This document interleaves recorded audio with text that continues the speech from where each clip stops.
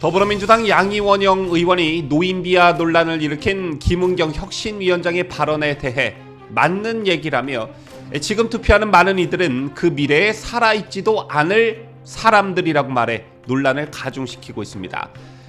양이 의원은 지금 투표하는 많은 이들은 그 미래에 살아있지도 않을 사람들입니다 라는 표현이 논란이 되자 약 3시간 뒤 해당 문구를 오해의 소지가 있다며 삭제한 뒤에 해명글을 올렸는데요. 민주당의 노인비하의 흑역사가 계속되고 있습니다.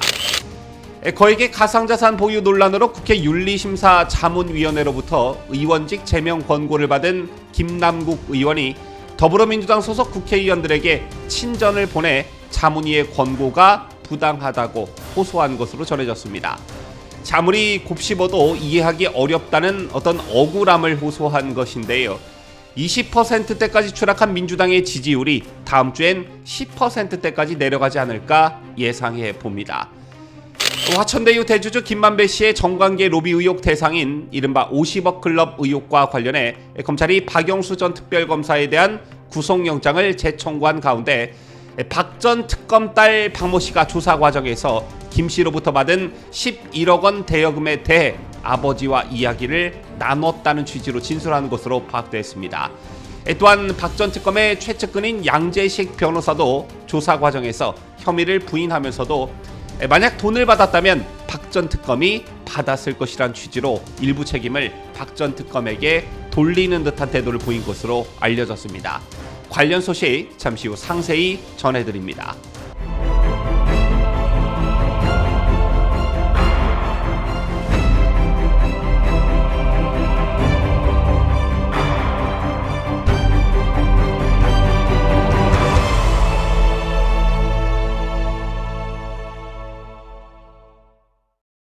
시청자 여러분 안녕하십니까? 뉴스데일리 베스트 민앵커입니다. 여러분께서도 잘 아시겠지만 논란이 벌어지면 이 논란을 수습하는 과정에서 또 다른 논란으로 번지는 경우가 정말 많습니다. 특히 정치권과 관련한 논란의 경우 이런 양상을 띠는 것들이 정말 많은데요. 특히 이런 경우에 진영 논리에 갇혀 내 편을 무조건 옹호하려다 화를 더 키우는 게 그런 케이스가 부지기수입니다.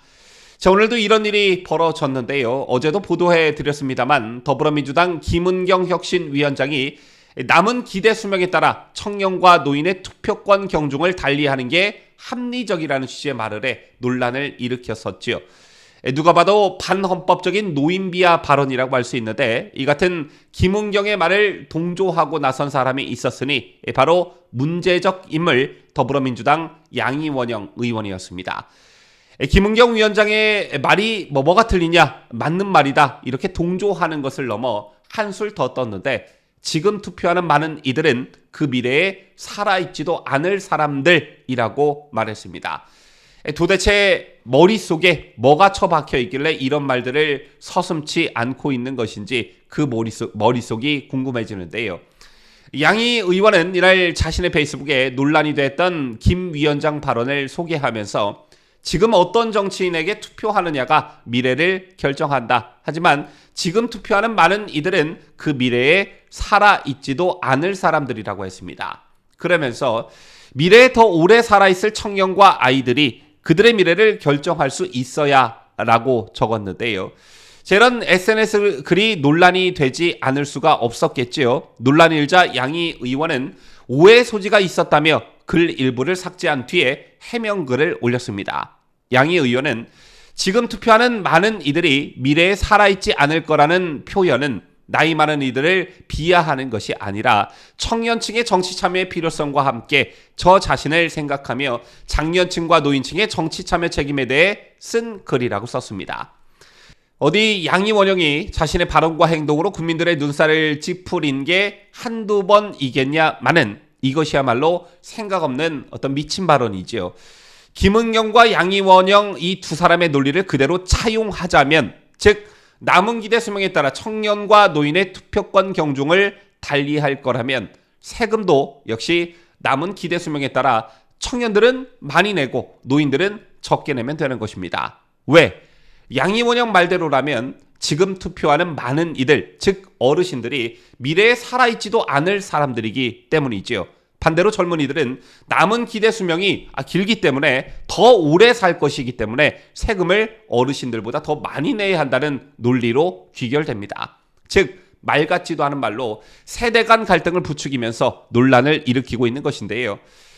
여기에 한 발 더 나아가 제가 이래서 비례대표제를 폐지해야 한다고 주장하고 있는 것입니다.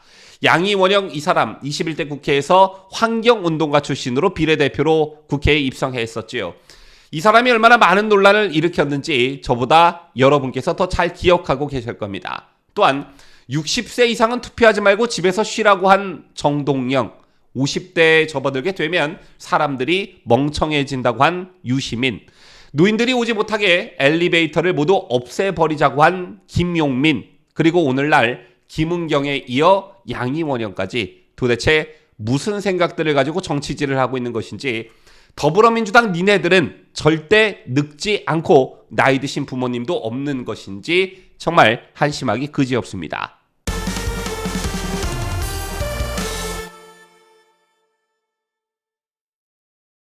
자, 다음 소식입니다. 거액의 코인 보유 논란으로 국회 윤리심사 자문위원회로부터 의원직 제명 공고를 받은 김남국 의원이 더불어민주당 소속 국회의원들에게 친전을 보내 자문위의 권고가 부당하다고 호소한 것으로 전해졌습니다. 한마디로 억울하다는 것이지요.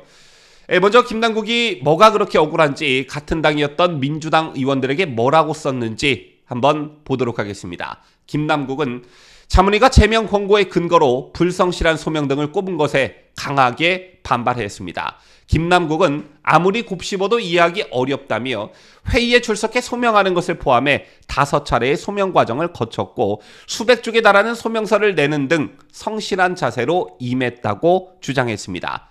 그러면서 김남국은 100번 양보해 소명이 불성실했어도 자문위 처분은 부당하다라며 주관적 기준으로 징계 대상자 태도를 문제 삼아 징계 양정에 반영한 것이기 때문이라고 했습니다. 또 같은 맥락에서 김남국은 국회법과 윤리특위 운영규칙 등 어디에도 자료 제출 의무가 있지 않고 국회 청문회나 국정조사 등에서도 불리한 진술을 강요받지 않을 권리가 있다며 요청한 자료를 제출하지 않았다는 점을 제명 근거로 삼은 것은 부당하다고 재차 강조했습니다. 제밖에 김남국은 상임회의 중에 코인 거래를 한 것은 변명의 여지가 없는 제 잘못이라면서도 상임위 시간에 수백 회 거래가 이루어졌다는 점은 사실도 아니고 특정할 수도 없다고 반박했습니다. 결국 끝까지 자기는 잘못이 없고 의원직 제명 권고는 받아들일 수 없다 이건데요. 아직 정신을 못 차려도 한참 못 차린 모습이지요. 자, 이미 알려졌다시피 윤리심사 자문위원회가 김남국에 대해 제명 권고를 내렸습니다. 자문위가 파악한 바에 따르면 김남국은 국회 상임위 기간 200차례 넘게 코인 거래를 했다고 하고요. 코인 계좌 잔고도 2021년 말 기준 99억 원에 이른다고 합니다. 거의 100억이죠. 이 돈의 출처와 취득 경위에 있어서 이해상충 여부는 물론 법 위반 소지도 높기 때문에 철저히 수사를 해야 한다는 여론도 상당히 높은 상황입니다. 그런데 수사를 떠나 국민들이 정작 분노하는 지점은 무엇이었습니까? 의정활동 본업은 뒷전이 채 사익 부풀리기에 여념이 없었던 김남국의 행태에 국민들이 분노한 것입니다. 지난해 한동훈 법무부 장관 인사청문회 때 김남국은 이모 교수를 이모라고 발언했다가 국민들로부터 심한 조롱을 받았습니다. 그때 당시에는 멀쩡해 해프닝으로 또는 김남국의 실수로 받아들이는 국민들도 있었지만 입으로는 질의를 하면서 손으로는 초단타 매매를 하고 있었으니 이런 사고가 날만도 했었습니다. 그런데 더 큰 문제는 김남국 자신만 국민적 웃음거리가 된 게 아니라는 데 있지요. 국회를 조롱거리로 만들고 우리 사회의 정치 혐오에 휘발유를 부은 장본인이 바로 김남국이었습니다. 이것만으로도 김남국은 의원 자격을 이미 상실한 것입니다. 아시다시피 김남국 징계안이 가결되려면 국회 제적의원의 3분의 2, 즉 200석 이상 찬성이 있어야 합니다. 이 말인즉슨 민주당이 협조 없이 김남국 문제를 처리할 수 없다는 뜻입니다. 원래는 사태가 이 지경이라고 하면 또 김남국 스스로가 부끄러움을 안다고 하면 스스로 의원직을 내려놓는 게 순리겠지만 같은 당 소속 의원들에게 편지까지 돌린 것을 보면 자진 사퇴 의사는 없는 듯합니다. 이 김남국 문제를 민주당이 과연 어떻게 처리할지 한번 지켜보도록 하죠.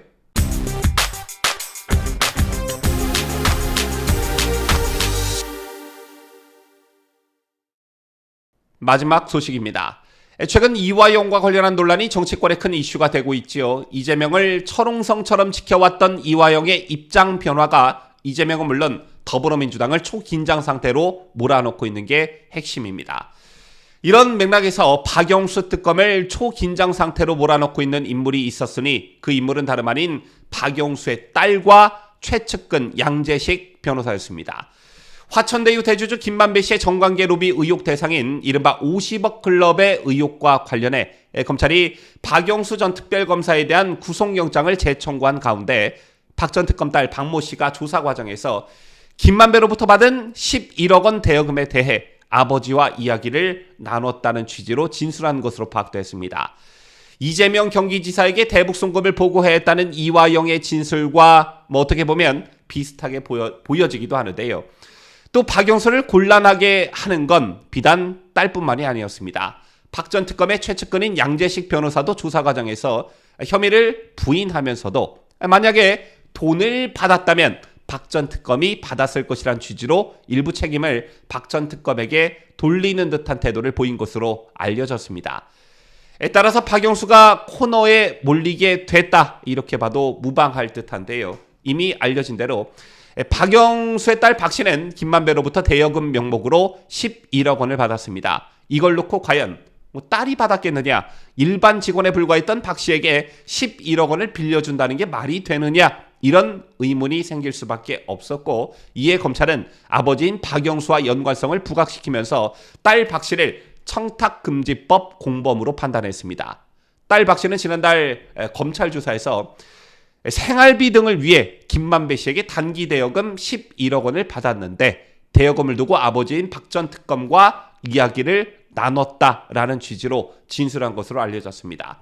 또 결정적으로 딸 박 씨가 수령한 11억 원 대여금 중 일부는 박 전 특검의 아내의 계좌로도 송금된 것으로 알려졌습니다. 자, 상식적으로 말이죠. 생활비가 11억 원이나 되는 사람이 대한민국에 과연 몇이나 있을까요? 11억 원씩이나 쓰면서 생활하는 사람들은 도대체 어떤 사람들일까요? 상식적으로 납득하기가 어려운 해명이었죠. 제 밖에도 박영수의 측근으로 알려진 양재식 변호사도 조사 과정에서 만약 민간 개발업자 등으로부터 돈을 받았다면 박 전 특검이 받았을 것이라는 취지로 진술했다고 합니다. 양재식, 당신에게 돈을 받았다는 변호사 진술이 있었다라는 수사팀의 질문이 이어지자 기억이 없다 살짝 피해가면서도 일부 사실관계에 대해선 박영수를 지목하면서 의혹을 인정한 것으로 전해졌는데요. 박영수가 코너에 몰린 건 확실해 보입니다. 참고로 박영수 특검에 대한 구속영장 실질심사는 서울중앙지법에서 3일 오전에 진행되는데요. 이번이 두 번째이지요. 이번 실질심사에서 박영수가 구속이 된다면 저는 잔치국수를 먹을 예정입니다. 지금까지 저는 자유대한민국을 소화하는 뉴스데일리 베스트 민앵커였습니다.